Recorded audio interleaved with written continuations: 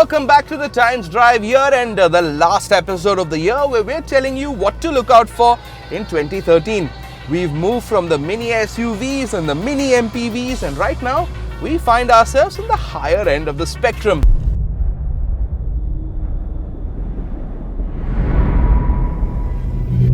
And that begins with the all-new Santa Fe. The Toyota Fortuner has been unchallenged in the premium SUV market and potential competition will come from the new Hyundai SUV. For starters, it looks much better than the rather bland and vapid current model. Sharper, edgier, sportier.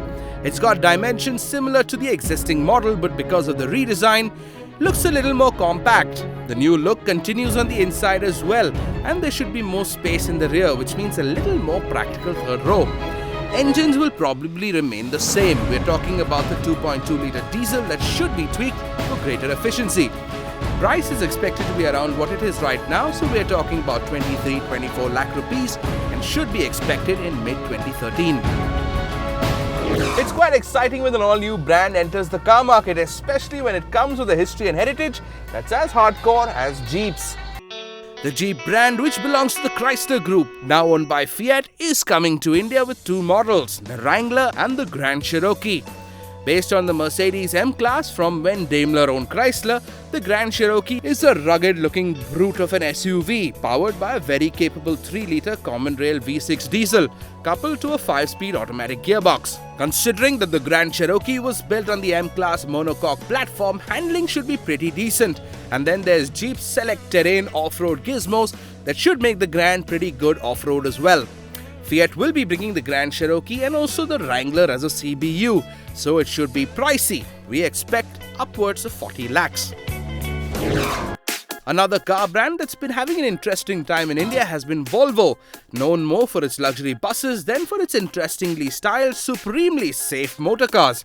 Volvo has been giving the Indian car buyer alternatives to every model in the roster, and at the Paris Motor Show a couple of months ago, launched the V40 Cross Country, which will be Volvo's entry-level SUV competing with the X1 and the A3.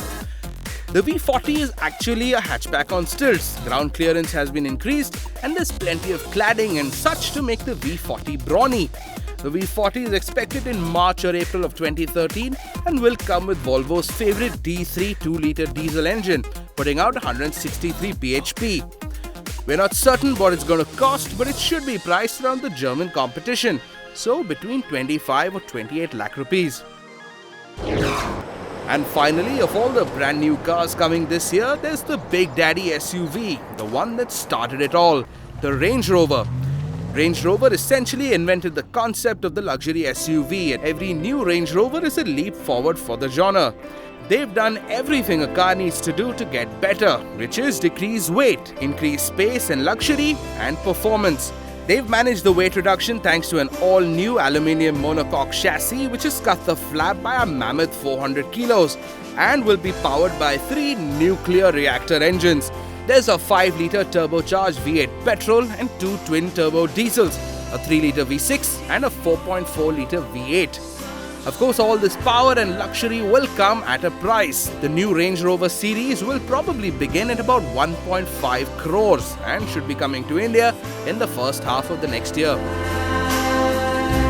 Now in the auto industry, the term new is used pretty loosely. Most auto manufacturers will refer to facelifts and cosmetic nose and tail jobs as new. We've got plenty of those that we are expecting this year as well, but here they are.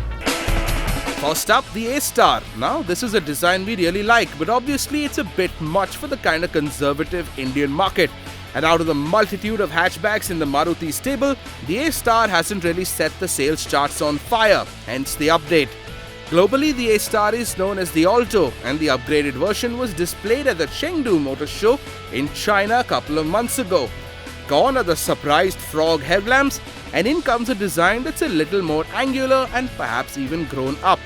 Upholstery and plastic tones might change on the inside, but nothing more. Expect the new A-Star by June 2013. And then there's the Fiat Punto, another car we love but doomed because Fiat just can't seem to get its stuff together and sell them. Things seem to be changing though. The sales and service deal with Tata is over, and now the Fiat Punto Evo is probably going to be the first new car to be sold directly by Fiat. We're looking at a new grille, bumper, head and tail lamps, but we expect all the mechanical underpinnings to continue as is. The new Punto should be out mid-year by June. Now, if you've been paying attention, you've heard a lot of redesigned bumpers, lights and grills, because that's essentially the easiest way to give your car a new look. And that lesson hasn't been lost on the premium German car makers either. Which brings us to the BMW X1 facelift. The car that changed the way Joe Public saw BMW. Things went swimmingly until Audi launched the Q3 and suddenly the X1 seemed a little old. Enter facelift. Again, redesigned bumpers, lights, and because this is a BMW, they're tweaking the console as well. This car should be coming soon, expected in January. More from BMW. The flagship 7 Series is also getting a facelift, and here too, you've got the all-new bumper job, new lights and a new grille. On the inside, BMW's played with the iDrive system. You're also getting a new front seat and redesigned entertainment packages. Perhaps the biggest change is going to be the new BMW standard 8-speed transmission, which will replace the box that the 7 has right now. This car too is ready to roll, expected in the first quarter of 2013.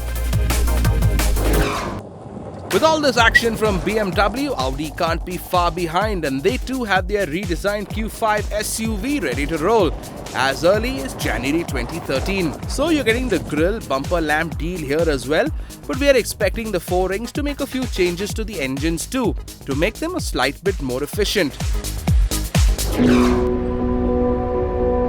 And then there's Mercedes, and they've redesigned the E-Class, which gets a facelift in the rather distant wake of the new 5 Series and the new A6, both of which were out in 2011. The new E-Class, which will be on display at the Detroit Motor Show in January, will feature new headlamps, revised powertrains for more efficiency, and new safety features like the collision prevention assist and a brake assist. Expect this car in India by mid to late 2013.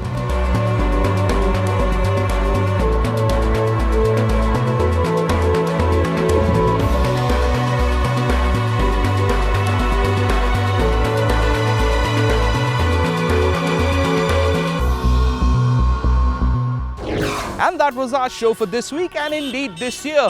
We've had a great time making it. We hope you've had a good time watching.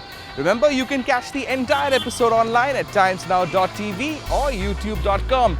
Till next year then, ciao.